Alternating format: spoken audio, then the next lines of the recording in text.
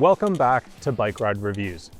My name's Scott, and today I'm out on the trail on the Puckipuppy Labrador Pro, a full suspension e-bike that's supposed to be the king of mountain electric bikes, at least according to its creator, Puckipuppy. But is it really up for the abuse of off-road riding? Well, today I'm taking it out on the trail and the road to find the answer to that question. But first, let's rewind the tape a little bit, so I can show you how it arrives, pops out of the box, and talk about its specifications before we catch back up for the rest of my test ride. And then I'll reveal the pros and cons as well as the results from our standardized testing. So how's it gonna do? Let's go find out. The Puckipuppy arrives well packed in a large bike box. Alongside the bike, we have a charger, headlight, and toolkit. Puckipuppy also provides a pump, spare bolts, and brake pads. A nice touch. Puckipuppy offers a few different accessory bundles that can be purchased with the bike. Our test bike came with accessories like the rear rack and fenders.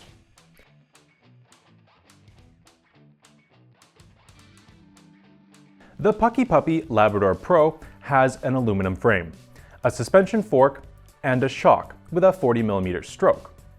Puckipuppy claimed when I started this review that the fork has 130mm of travel, but the fork on our test bike measures just 110mm. Now Puckipuppy has actually confirmed now that the bike comes with a 110mm fork, and they've updated that on the website. So if you were expecting 130mm, just know you're gonna get 110mm of suspension. The Labrador Pro has a 48-volt electrical system with a 750-watt rear hub motor, powered by a 20-amp-hour battery. Pedal assist is managed by a torque sensor and can reach 28 miles per hour. The thumb throttle can take the bike to 20 miles per hour.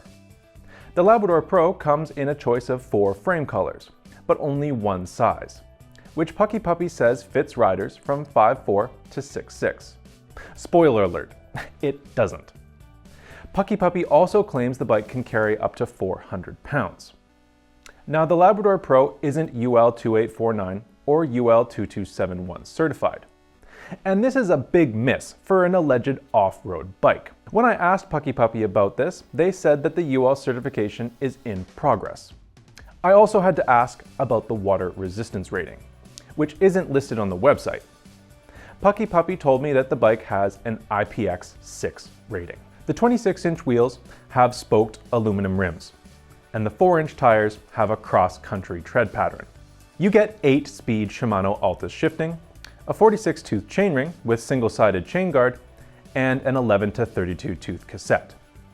Logan hydraulic disc brakes with 180mm rotors handle stopping duties. The e-bike controls include a 2.7-inch LCD display and 5-button control pad, with dedicated buttons for the lights and electronic horn. The battery life is displayed as a 6-bar graphic. Here we go for our test ride. The bike is generally comfortable to ride, and you can see I'm out on the trail right now, and its full suspension setup is really absorbing most of the bumps from these rocks and roots. Now I'm on some single track right now, but it's fairly easy single track. And honestly, I wouldn't really want to tackle much more with this bike. Sure, it's fine for riding up and down these kinds of trails, but the suspension is fairly cheap, and it doesn't have any real adjustability. You can adjust the lockout and some preload on the front fork, but that's about it. The rear fork has no adjustability and no way to adjust rebound, so you kind of get what you get with this bike. Having said that, it is fairly comfortable, and its full suspension ride is definitely better than a hardtail for the terrain that I'm covering right now. Acceleration with the throttle is fairly measured, as you can see as I'm accelerating right now. It takes a little bit to get it up to full speed. And I also found that the torque sensor is a little bit unresponsive too. Lots of people aren't going to mind this though, because it means that you're not going to get blown away with the acceleration. It's comfortable coming downhill, and these fat tires are really giving me a lot of traction, as well as the 2-piston Logan hydraulic brakes, which so far I don't have any quarrels about.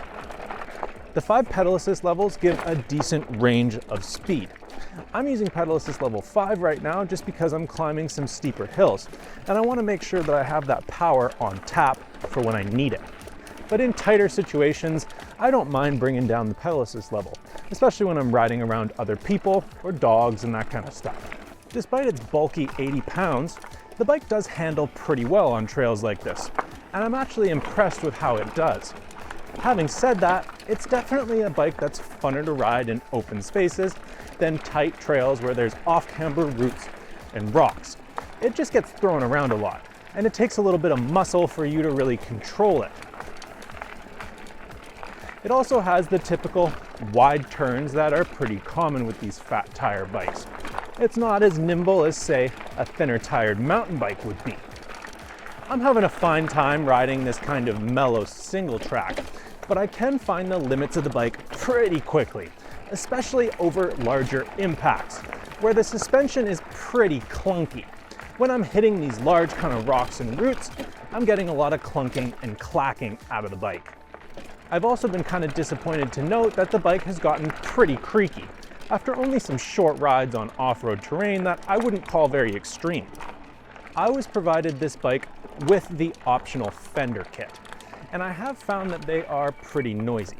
They actually slam and bang around quite a lot when you're riding off-road.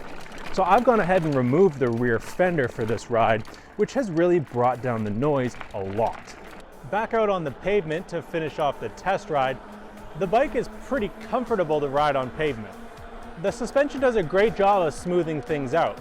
Even if you wind up needing to ride on the shoulder for a little while like I am right now, it's really not noticeable. And I'm going over 20 miles an hour right now, very comfortably as I ride on the shoulder. One thing I do notice though is that the bike is pretty heavy to pedal unpowered. Here I am with no power on level ground, and I need to be in the lowest gear in order to make any real headway. So you're not really going to be pedaling this bike very far if you don't have motor power, especially if you run into any kind of a hill.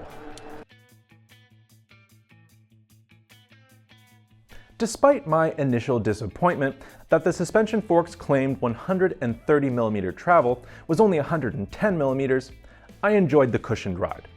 The suspension components are cheap and only the fork is adjustable, but they still contributed to a comfortable ride on bumpy pavement and light off-road terrain.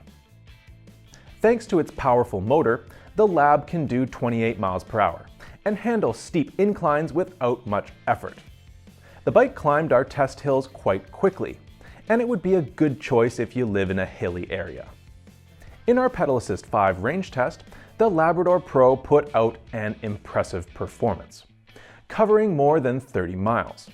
With the 28 mile per hour top speed using pedal assist, this really gives you the ability to travel long distances at high speed, which are ideal attributes for a commuter or utility bike. Our test bike came with the fenders and rear rack. With these accessories, the bike works well for commuting and local shopping trips, meaning it can serve as a handy mobility function during the week and a fun ride on the weekends. At the time of writing of this review, Puckipuppy markets the Labrador Pro as having a 130mm suspension fork, but our test bike came with a 110mm fork. Furthermore, some of the geometry figures on the Puckipuppy website are wrong, making a mockery of the stated rider fit, which just isn't realistic. Now Puckipuppy has updated the fork information online, but they should have gotten this right the first time. It's almost 2026 now. No e-bike should lack UL safety certifications for the bike and battery. Puckipuppy says that the Labrador Pro's UL 2849 and UL 2271 testing is underway. But e-bikes simply shouldn't go on sale until UL testing is completed and confirmed. After only 30 miles, the Labrador Pro's rear suspension linkage and the bottom bracket area were constantly making loud creaking noises. I couldn't find the reason for the noise, and retorquing the fasteners made no difference. Our small elevation hill climb involves traveling 0.99 miles and climbing 79 feet. The Labrador Pro impressed with a time of just 2 minutes and 19 seconds. putting it ahead of all of our comparison bikes. Climbing our medium elevation hill, which is 0.65 miles long and 226 feet high, the Labrador Pro came third in the group. This was still a good showing, with the time of 2 minutes 19 seconds, putting the Puckipuppy among the fastest bikes we've tested on this hill. In the acceleration test, the Labrador Pro got from 0 to 20 miles per hour in 10 seconds using the throttle and 7 seconds using pedal assist level 5. These are fine results that place the Labrador in the middle of the pack. This moderate acceleration is quick enough for most riders, without ever becoming too much to handle. The Labrador Pro's 20 amp-hour battery performed reasonably well in the range test, but compared to other 20 amp-hour batteries, it was nothing special. Thanks to its ability to maintain high speeds, the bike traveled 30.56 miles and gained 1,142 feet of elevation at an average speed of 19.9 miles per hour. This was enough to beat the Mach-Wheel Obsidian, but it fell short of the impressive ranges that are demonstrated by the Fido T2 and the Himaway D5. In the Pedal Assist 3 test, the Labrador Pro traveled 40.3 miles and gained 1,247 feet of elevation. This was a good result, again beating the Mach-Wheel Obsidian, but trailing behind the 3 other bikes, which managed 45 to 51 miles. The Labrador Pro took 21 feet to stop from 20 miles per hour. From a safety standpoint, this is fine, but it does fall behind the other bikes, which needed only 18 to 20 feet. So is the Labrador Pro the king of mountain electric bikes, as Puckipuppy claims? No, not even close. But it does appear to provide good value, at least initially. The Labrador Pro succeeds in key areas. The suspension provides a truly comfortable ride on light off-road terrain, and it also handles as you would expect for a big fat tire e-bike. So there's no surprises there. The 750-watt motor gives it impressive hill climbing ability, and the bike can cover pretty good distances at high speeds. With the included rack and fenders, the Puckipuppy could be used for commuting and weekend adventures. Unfortunately, several problems stop the Labrador Pro from being an easy recommendation. Most worryingly, the bike doesn't have UL 2849 or UL 2271 safety certifications. Also, the suspension is cheap and it lacks adjustment.